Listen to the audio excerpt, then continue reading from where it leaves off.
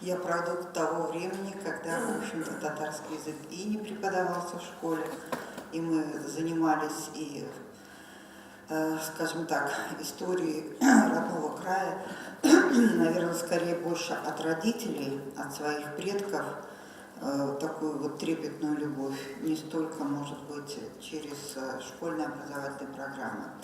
Я работаю во дворце Алиша уже 50 лет. Пришла туда совсем девчонкой, еще студенткой.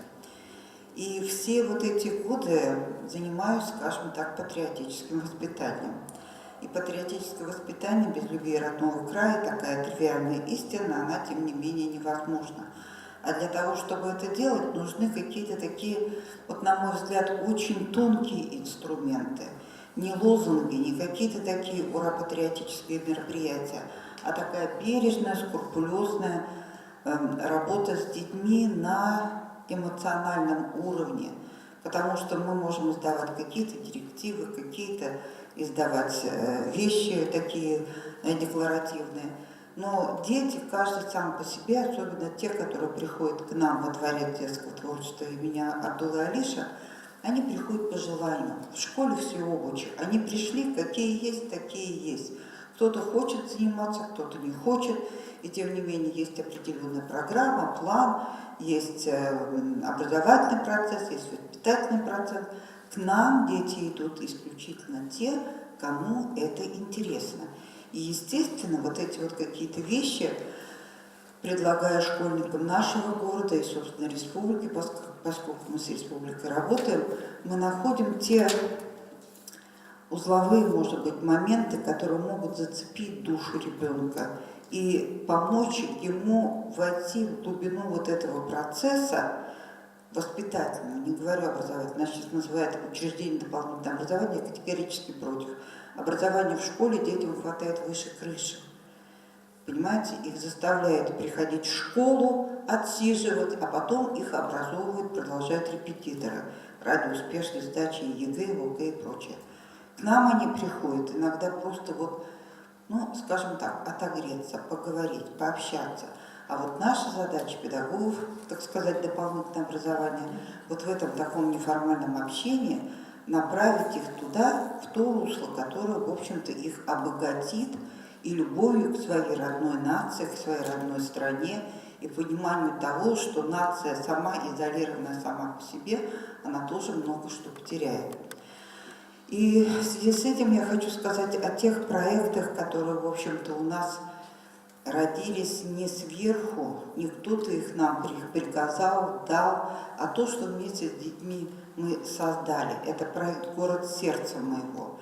И мы его, в общем-то, он у нас очень давно. Я помню, вот в этом же помещении, в Национальном культурном центре Казань, тогда еще музей имени Владимира Ильича Ленина, в 1970 году мы проводили первый конкурс юных экскурсоводов на 7 иностранных языках. По всей России на сегодняшний день нет такого опыта, именно такого опыта. Есть конкурс экскурсоводов в Санкт-Петербурге, мы очень хорошо дружим с Аней Кондратовым, дворцом, с Владимиром Ильичем и Аксельродом, который до сего времени работает и преподает.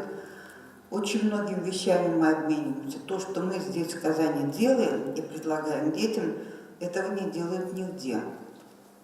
И когда наши дети встречают гостей, я понимаю, можно подумать, что да, вот пришли, там приехали какие-то там случайные гости или еще что-то такое. У нас есть большие проекты. Очень много к нам приезжает детишек, вот до 2014 года их было много. В Казанском университете обучались американские школьники, школьники из Великобритании, те, которые выигрывали, например, какие-то гранты Конгресса США или каких-то других правительственных организаций зарубежных стран. Вот среди американских школьников очень много детей этнических татар.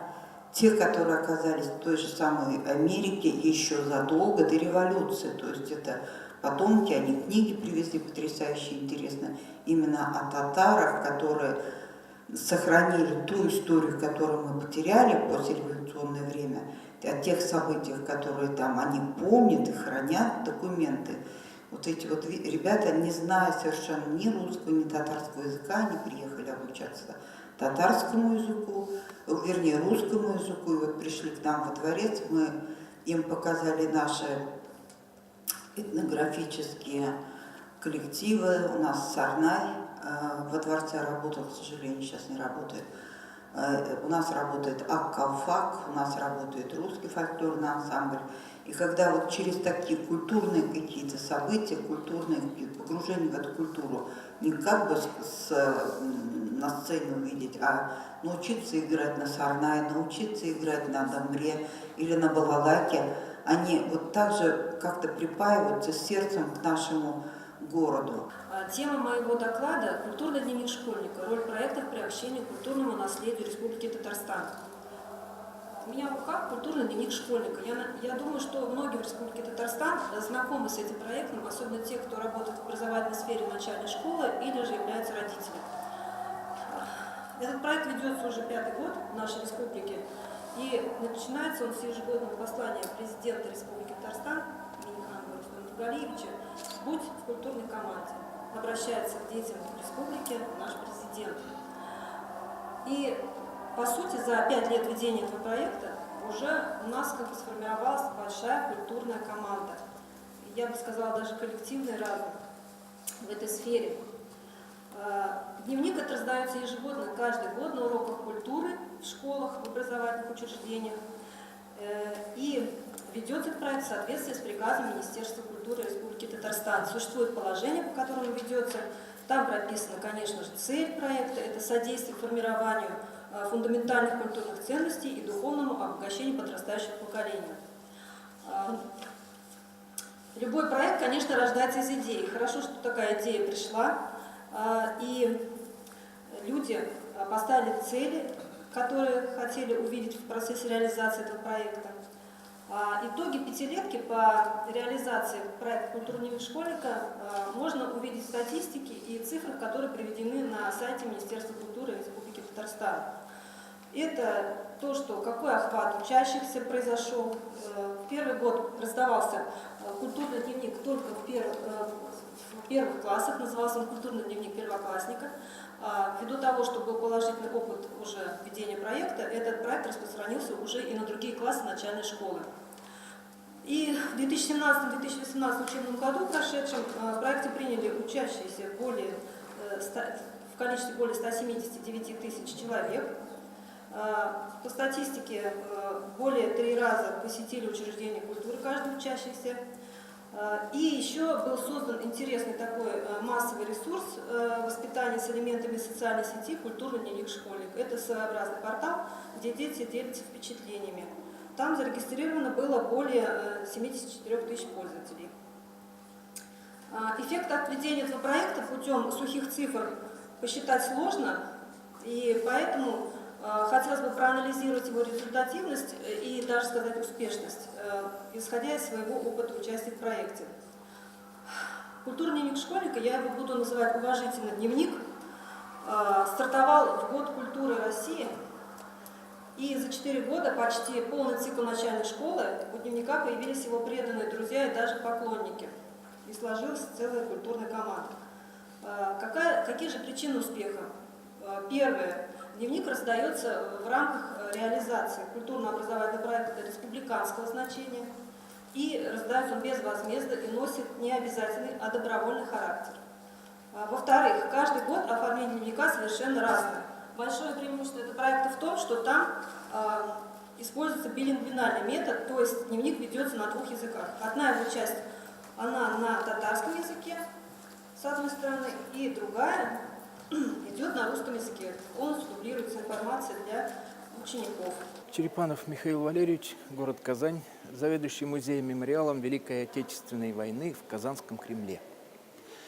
Здесь, на Конгрессе, я, в общем-то, думаю, у меня главная задача обратить внимание приехавших к нам и земляков, и представителей нашей татарской нации на то, что город Свияжск может стать привлекательным для туристов всего мира не только как центр культуры, но и центр памяти о наших погибших дедах, прадедах, Войны там не было, после гражданской.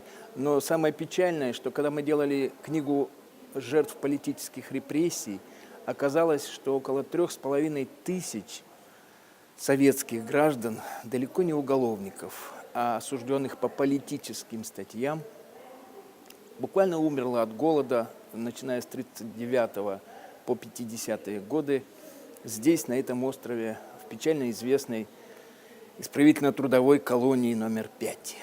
Она существует до сих пор, сейчас там уже уголовники, но вот это кладбище, оно так и осталось забытым. Тогда студентами мы успели перезахоронить наверх под памятник только 930 человек. Остальные, к сожалению, так и остались лежать там. А сведения о них рассекречены. Есть не только фамилии, имена, есть места рождения, годы рождения. И я предлагал администрации вот этого острова сделать что-то типа мартиролога, книги, электронной базы данных, чтобы каждый, приехавший сюда, мог, во-первых, убедиться, что здесь или есть, или нет его родственника, а во-вторых, просто помянуть этих людей, потому что большинство из них, конечно, из Татарстана. Но уроженцы всего Советского Союза и даже зарубежья. Я знаю, что там даже американцы есть. И поэтому мне кажется, что вот этот этнотуризм и должен начинаться прежде всего с повторения пути своих предков, изучения их судьбы.